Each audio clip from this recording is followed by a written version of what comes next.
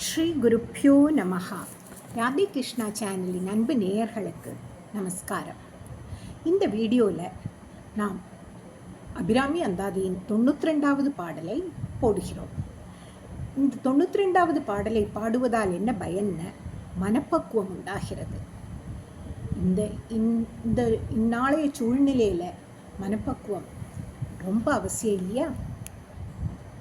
பதத்தே உருகினின் பாதத்திலே மனம் பற்றி முன்றன் இதத்தே ஒழுக அடிமை கொண்டாயினியானொருவர் மதத்தே மதிமயங்கேனவர் போன வழியும் செல்லேன் முதல் தேவர் மூவரும் யாவரும் போற்றும் முகிழ்நகையே. இனி இதன் விளக்கத்தை பார்ப்போம்.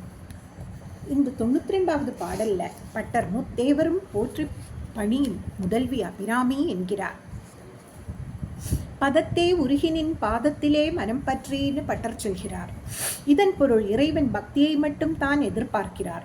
பக்தியினால் உள்ளம் உருகும் பொழுது அன்னையின் பாதம் அகத்தில் உள்ளத்தில் அகலாது பதியும், மனமும் பற்றி கொள்ள முடியும்.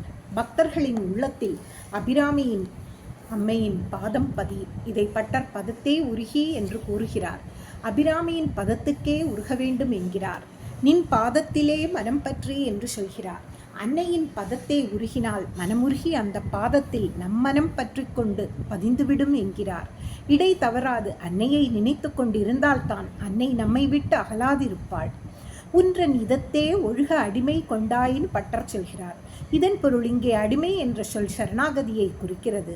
பட்டர் எனது உள்ளம் உருகி அதில் நின் பதம் பதிந்ததோ அன்றே நீ என்னை உன் வழியில் நடத்தி அடிமை கொண்டாய் என்று கூறுகிறார்.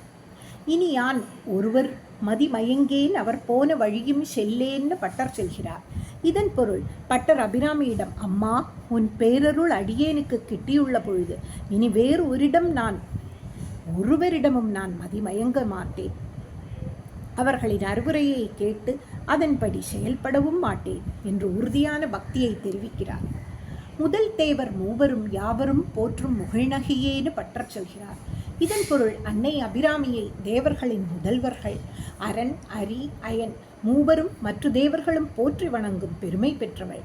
அன்னை அபிராமி உயர்ந்த நிலையில் ராஜராஜேஸ்வரியாக சக்தி பீடத்தில் இருந்தும் சினம் என்பதே சிறிதும் அறியாமல் சிரித்த முகமாக காட்சி தருகிறாள் என்பதை பட்டர் முகிழ்நகையே என்ற பதம் போட்டு வர்ணிக்கிறார்.